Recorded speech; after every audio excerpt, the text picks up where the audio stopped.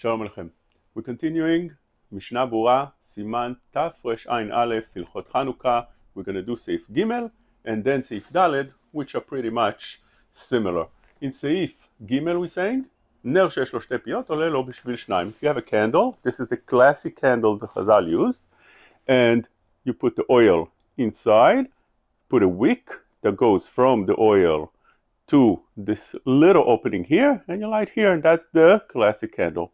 Says the Shulchan Aruch, if there's two openings in such a vessel, you could use that for two candles, which means נר שיש לו שתי פיות עולה לו בשביל שניים. שניים watts, says the Mishna Brura, אפילו למהדרים העושים נר לכל אחד, יועיל זה לשני בני אדם. Those the מהדרים that want to do for each and every person in the household, which means, according to the way the Rama learned, then that is the addition of the Mishna Brura, because we learned previously that the Shulchan Aruch holds that you light one menorah per household.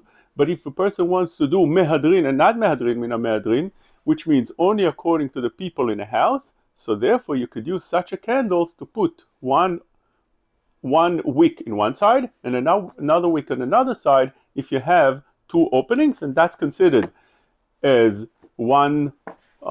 two candles, although they both connect on the bottom by the oil part. Then the Shulchan Aruch says, Mileh kara shemen vekifa ptilot, if you take a bowl and you put over there oil and you put in there wicks, you can't use that for Ner Chanukah because it goes as a fire up and not as a separate candles, unless kafa alea kli, unless each one is in its own utensil, plus it needs to be separated one from the other. The size needed is the size of the finger. So therefore it says, אם כפה עליה כלי, כל פתילה עולה בשביל נר אחד. אם לא כפה עליה כלי כלל, לא כפה עליה כלי, אפילו נר אחד אינו עולה לפי שהוא כמדורה.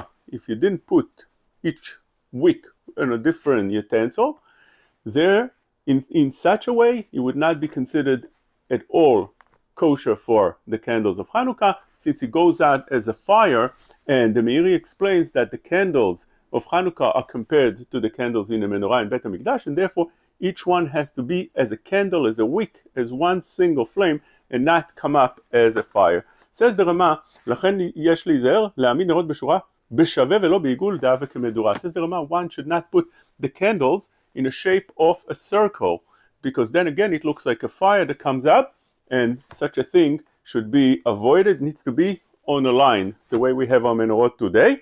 The Mishna Brura adds also that one should not do אחד נכנס ואחד יוצא, which means like a zigzag. Also, that would have some kind of look of a fire that's not permitted. ומותר להדליק בפמוטות שקוראים למפה, מאחר שכל נר מובדל הרבה מחברו. If it's such a lamp that's very, very further one from another, each candle is distance one from the other, then it's permitted, says the Shulchan Aruch, even though it's in a circle shape, and especially that you have such a distance, as we explained, of a finger, size of a finger, then it would be permitted. And this halacha, says the Rama, applies not only on Hanukkah, but also for Shabbat and Yom Tov. היזהרו כשעושים נרות אפילו בשעווה, שאין לדבקם ביחד ולהדליקם, דאבה כמדורה, אפילו בנרות של שבת ויום טוב.